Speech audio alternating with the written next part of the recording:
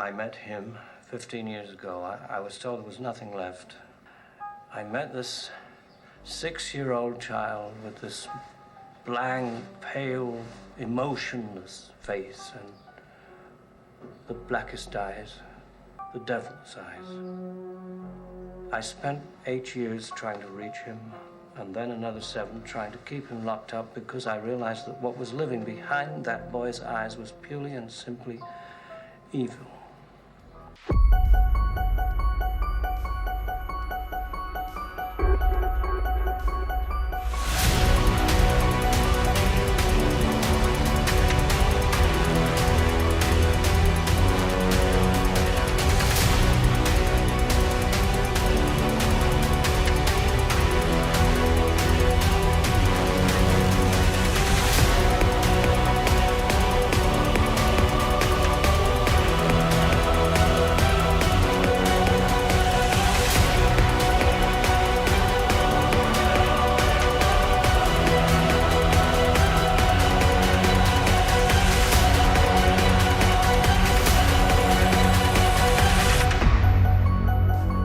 Hey everybody, welcome back to Burns Reviews, and today we're talking about every single Halloween movie. We're ranking them from worst to best, and there are going to be a handful of spoilers for some of these movies, maybe not for others. I haven't really broken it down that way. Just giving you a heads up because there are people that are like, why did you spoil that movie? I want to watch that Paul Rudd movie, even though I haven't seen it in the past 20 years and I never planned to see it, but you spoiled it! There was gonna be a day! I don't know what to tell you. This is your warning now. Also, this list is going to be pretty fast and pretty dirty, just like your ex-wife. So, without any further ado, let's talk about it, the Halloween franchise. Kicking things off at number 13 and 12 are the Rob Zombie movies. I couldn't put these in order because they're kind of blended in my memory. I've seen both of these movies twice, and I find them highly forgettable. They're very crass. I distinctively remember the breakfast scene where Michael's father, I believe it was, just yelling at Michael and just yelling the C word and the N word and every letter word you could think of with no real purpose or meaning. It just felt over the top for the sake of being over the top. Now granted, many times over I have considered going back and watching these movies a little bit closer, maybe finding something deeper, because there is an audience for it. People tend to really like these movies. It definitely has its audience. But for me, I found it to be a little bit unwatchable. There's a million different things I'd rather do than watch Rob Zombie movies for the next 2 or 3 hours. You know, file my taxes, scratch my balls, mow the lawn. But spend another 3 hours watching these movies, I remember like 90% of the first movie just being like the childhood of Michael Myers, which is not a thing you ever need to see. It takes away some of the mystique. Why would you do that? And then like the last, half hour is a speed run of the first movie. Malcolm McDowell is a pretty decent Loomis, but I don't need these movies. Maybe someday I'll review them properly. I've always wanted to review every single one of these movies individually, and I think I might do that. Comment down below if you want that, and also comment down below what is your list of the Halloween movies. Just be respectful about it. Don't be a dick. Every now and then I get these people that are just going out of their way to be trolls, and if I find that you're being like a dick just for the sake of being a dick, I'm probably gonna kick you out of the chat. You know, you're allowed to have your opinions, by all means. Have debates, have heated debates, but please, if you're just being a dick for the sake of being a dick, I view that as like putting graffiti on the side of my house, so I'm just gonna paint over it and kick your ass out. You're allowed to have your opinion. Just do it in a respectful way. That's all that I ask. Moving on to number 11 is Halloween Resurrection. Man, alright, so the only thing that I like about this movie is a YouTube clip of Busta Rhymes going, "Trick or treat, motherfucker!" Wah! And just kicking the guy out the window. And I don't like it on an objective level because you're really just neutering the fuck out of your boy Michael Myers. I don't know why anybody thought this was going to be a good idea. This was at the heat, the heap of like, you know, 2000s reality TV when webcams were really cool. Kind of gave me like a Wrong Turn 2 vibe. But this movie is awful. Michael Myers comes back to his home where a bunch of idiots are doing a live web stream, and, you know, they have like a fake Michael Myers, you know, doing jump scares on all the contestants inside, but then the real Michael Myers shows up and kills everybody and whatever. But yeah, they make Michael Myers look so fucking weak. kind of like another movie that I could think of. But, yeah, there's no redeeming qualities other than Busta Rhymes acting like a crazy person. Also, I'm a really big fan of H2O. That was one of the first movies I saw in theaters as a kid. I think I was, like maybe 8, 9 when that movie came out, so I was really jazzed to go see it.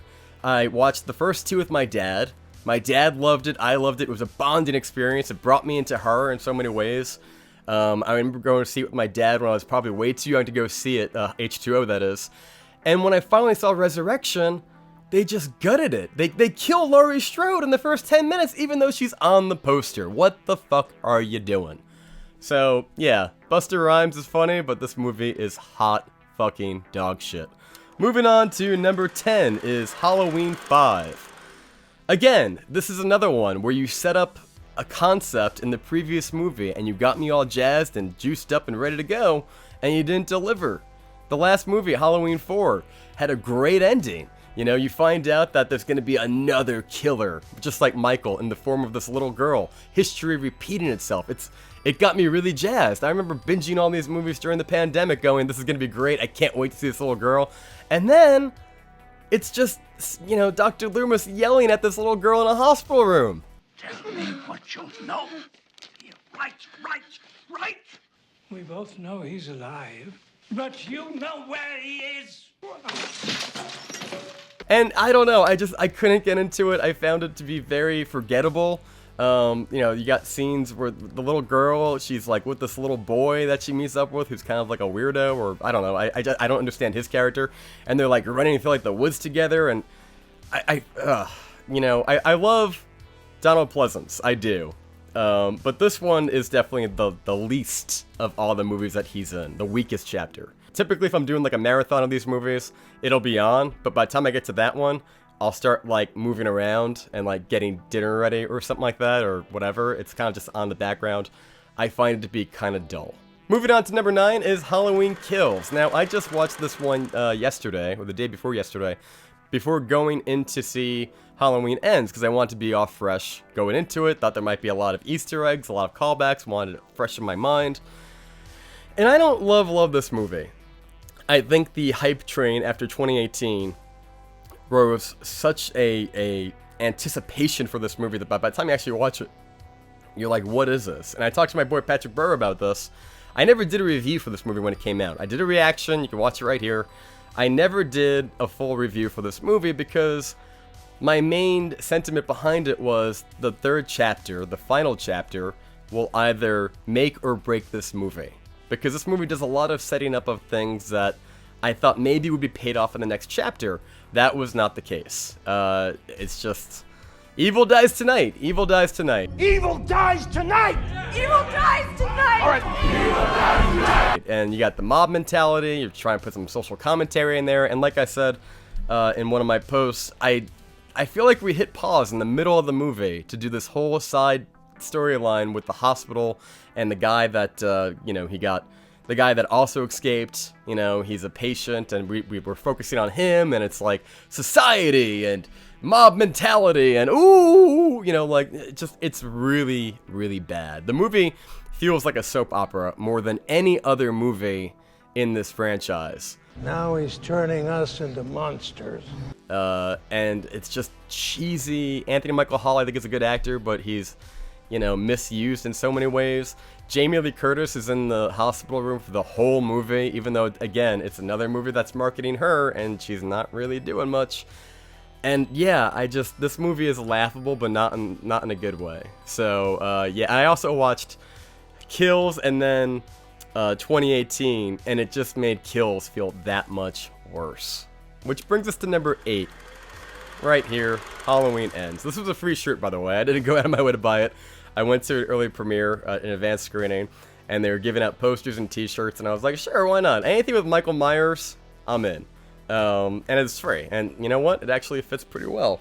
I was worried. It was like, oh, we only have larges, and I'm like, I'm an XL kind of guy, but I'm like, you know what? I think I lost a few pounds, so thank you, Michael. Thank you, Halloween Ends. It was the best part of all that experience. Halloween Ends, though, is not about Michael Myers, though. It is about Corey Cunningham, which is such a shitty name for a bad guy. Corey Cunningham. He sounds like he's like the owner of a multi-billion-dollar company, and he's like a royal family. The Cunninghams are coming. I don't know. I hate it. This movie should have been about Michael, not 10 minutes of Michael hanging out in a sewer, struggling to even fight against Corey. That one scene, you know what I'm talking about, where they're going back and forth and back and forth, and I'm like, do you guys not remember the last movie where Michael got hit by a fucking car and then got back up? And then you got that scene also where I guess he's, you know, being helped to kill somebody, and it's like he's like, oh, it's like he's getting like a hard on, just like, I'm alive! And it's like, oh, so are you trying to imply that killing is what gives you immortality? But they didn't have the balls to follow through with that, so they just kind of like, you know, they like to infer it. Also, watching this movie, I felt like everybody in Haddonfield was a fucking dickhead. Like, everyone. To both Corey and Laurie. I don't get it. It's like, Corey I get. You know, people tend to do that. They don't know the real story. And they were trying to play the angle of Haddonfield always having hatred for Michael. And because they didn't have Michael to hate, they just pigeonholed Corey. But that's bullshit. And even Laurie, I really don't understand the scene where she's just trying to buy some groceries, and like this lady comes out and she's like, "You, Laurie, you're the one to blame. My sister, she's all fucked up because of you. You tantalized and intrigued Michael Myers, and you fucked with his head, and you're the reason why he killed everybody." And I'm like, fuck you. Come on, this movie is wild. And I just remember thinking, like, maybe this town deserves Michael Myers and his wrath, because these people suck. You know, you need people to be relatable if you're gonna hope that they live, cheer them on. And, you know, another movie that this reminded me of was Mark Wahlberg in Fear. I know it's supposed to be inspired by Christine, but I kept thinking of Mark Wahlberg in Fear, just being this, like, moody, Joker-esque type character like Joaquin Phoenix. You know, society's to blame, and society has made me the person that I am, and boo. I hate it. I don't know. I've only seen the movie once. I'm gonna watch it again when it drops on Peacock.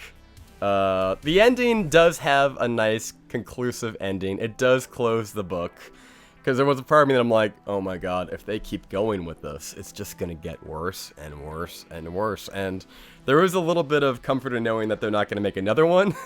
And it does have a proper send-off, I feel, in a sense, for Jamie Lee Curtis. Could it have been better?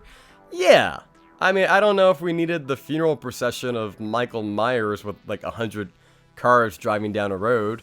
I don't really know how they got 100 cars together. Is Haddonfield in a group chat? Did they just say, Michael back, but dead? Everyone form a line down Main Street. We're going down to the junkyard. There's a lot of things in this movie you have to just kind of just hand wave away. And the same could be said about kills. And yeah, they're sloppy. They're sloppy movies. I'm going to watch them again. They're newer movies, so I haven't really had a whole lot of time to digest these movies like I have with the older movies. But as of now, Ends especially is not a Halloween movie in so many ways. It's a Corey Cunningham movie. Or it's a Christine movie, because that was the inspiration. And I don't like seeing Michael just weak as shit after building him up to be supernatural and over the top for many years. And even inside this trilogy, they've built him up for being supernatural and over the top and unkillable, but yet somehow he's like really weak in a cave or a sewer or some shit. Coming in at number 7 is The Curse of Michael Myers. This is the one with Paul Rudd. And this is where the movies start being fun despite not being good. Paul Rudd is so over the top. Donald Pleasance is so over the top. And granted, you do have that whole Thorn thing going on, and I know that's cringy. And I've seen both versions of this movie. One is better than the other, arguably, but still, this movie is not great, but it does have a lot of that so bad it's good quality to it. I think this is a great film to watch at home, just like on a weekend when you're binging them, because they're just schlocky, and they're fun, and for whatever reason, this one is just, it borders on being awful, but it's fun enough that I like it. You got Donald Pleasance in there, and oh my god, the ending. Well, I know he passed away, but what they do with Donald Pleasance is just so criminal in so many ways. And yeah, the whole Thorn thing is messy. I have fun with it, but I also just try not to think of it as being canon. I just try to think of it as being its own thing. Coming in at number 6 is Halloween 3, Season of the Witch. Now, I know a lot of people don't like this movie because it doesn't have Michael Myers, but Tom Atkins is a national fucking treasure, alright? He is great, and I love this movie. It's, you know, part of me wishes that Halloween Ends was going to be a fake out, and we find out that Tom Atkins is trying to hunt down those Silver Shamrock people. That would have been great. I would have loved to see the follow-up to Halloween 3 Season of the Witch. It's very different, it's creepy, there's a lot of good things in this movie.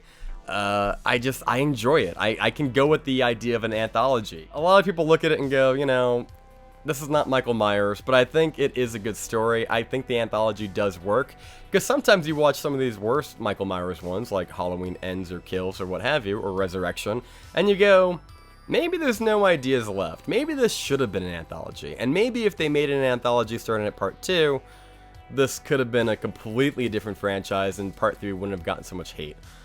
I don't want that because I like Michael Myers. But with that said, I think Halloween 3 is pretty solid.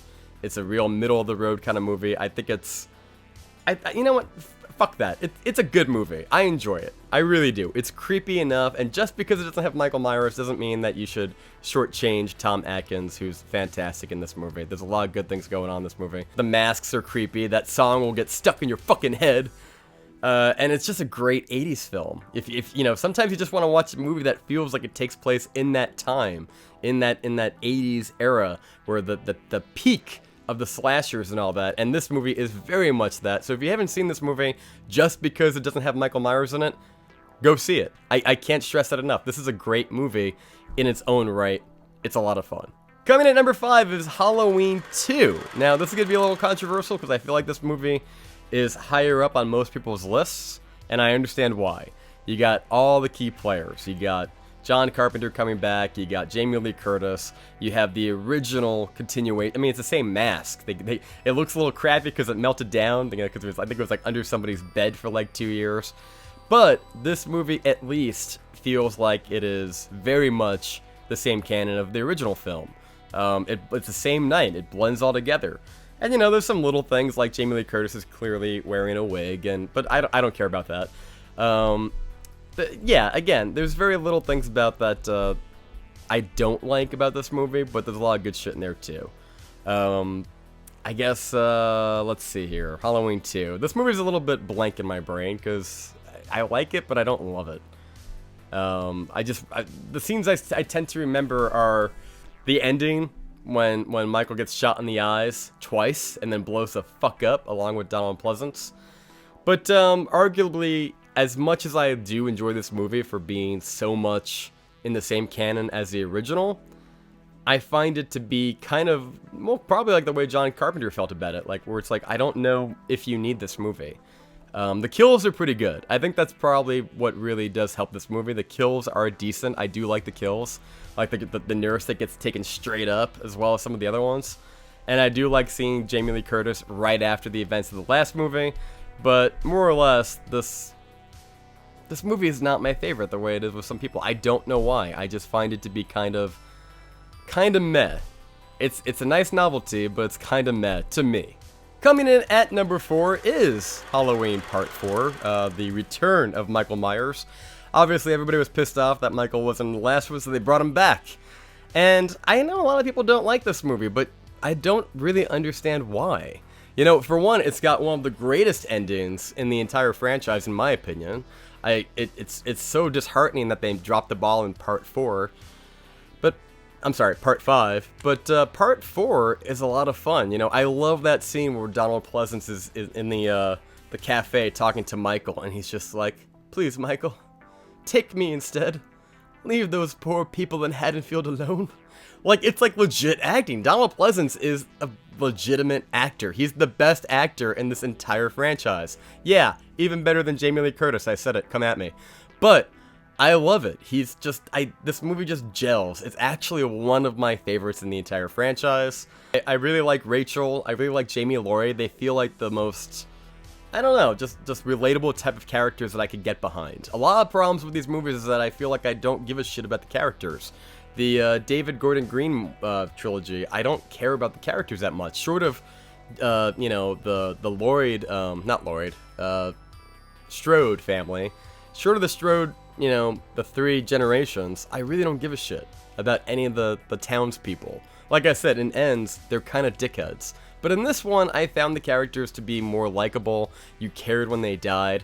And, you know, it's a nice return to form for Michael Myers, and it just feels like it doesn't take itself too seriously now. It's a little schlocky, it's got that 1980s charm to it, and I don't care what anybody says. I watch this movie a lot. I really like Halloween Part 4, The Return of Michael Myers. It's legit. It's exactly what you would expect out of a Halloween movie. Coming in at number 3 is Halloween H2O. Now, like I said earlier, this is the one that really was the one that pulled me into the franchise, because like I said, I saw Part 1 and Part 2 at home. I watched it with my dad. We had a nice bonding experience.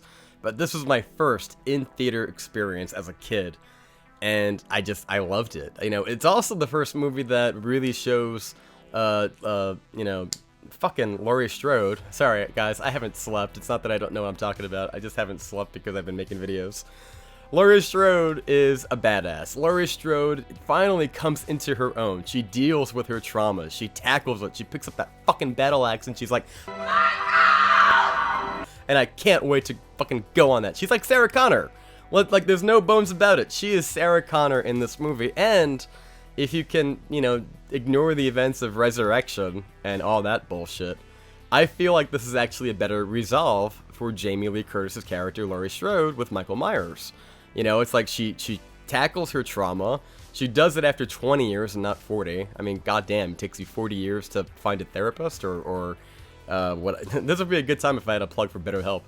But you couldn't figure anything out? I mean, it's not that I'm not trying to shortchange the fact that she has trauma. I get that. It always felt to me with the new trilogy that she didn't even really try to work at her bullshit at all. Like, she wanted to stew in it in a weird way. And I know a lot of it has to do with the movie working in that way. And Halloween Ends does touch on this a bit. Like, she does seem to turn the page and move past her shit. And, you know, I just kind of wish that was done a little bit earlier.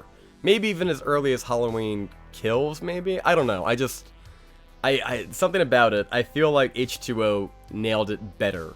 And also, she's not too extreme. Because, like, the idea, like, they even say it in Halloween 2018, it's like, it happened 40 years ago.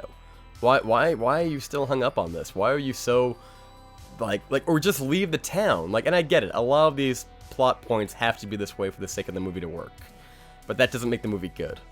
But this movie, you know, you got Josh Hartnett, you got Michelle Williams, LL Cool J talking about melons and writing his fan fiction book or whatever the fuck he's doing, the romantic books he's writing. Of course, that is awful and schlocky. But as, you know, as a 90s kid, I love this movie because it is a little 90s-ish. I find it very charming, and I love the resolution. I love the whole setup. Of course, it has its issues. It's you know, the mask isn't great. I don't like that you can see his eyes so well.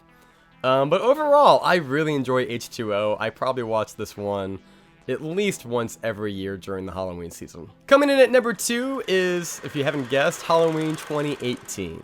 This is arguably the best sequel that has come out in the franchise.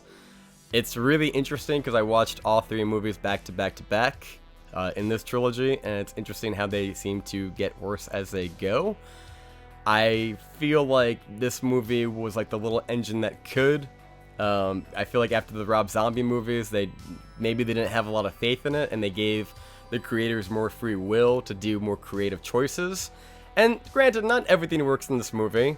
You know, like the scene where they're sitting in the car talking about, like, you know, that sounds like a lunch that a 5-year-old would pack if he could pack a lunch. There's certain things in this movie that just feel like, you know, Danny McBride stepped in and was like, put that joke in there too, because it just feels very Eastbound and Down. But I do enjoy this movie. Again, Laurie Strode is a badass, and it feels legitimate. Everything feels kind of earned, and the characterization is definitely the best, if not in just the trilogy, but probably throughout the entire franchise, I would argue. It's definitely the most polished. The characters are more likable too. I can't remember the kid's name right now, but the kid that gets his knife in the neck and he's stuck to the wall, I'm like, I like that character. The little kid that's being babysat, I'm like, I like him too. He's barely in kills. You know, it makes you appreciate this movie so much more when you watch the sequels that come after it, because it's like, at least they tried really hard on this one. And yeah, the new Doctor in this one, a little sweaty, you know, the new Loomis. Obviously that's kind of a thing that kind of, you know, doesn't sit right with me, but hey, you know, I get it. They got to get the story from A to B. But it's really well done. It's a beautiful looking movie. Jamie Lee Curtis is back. Judy Greer is pretty solid.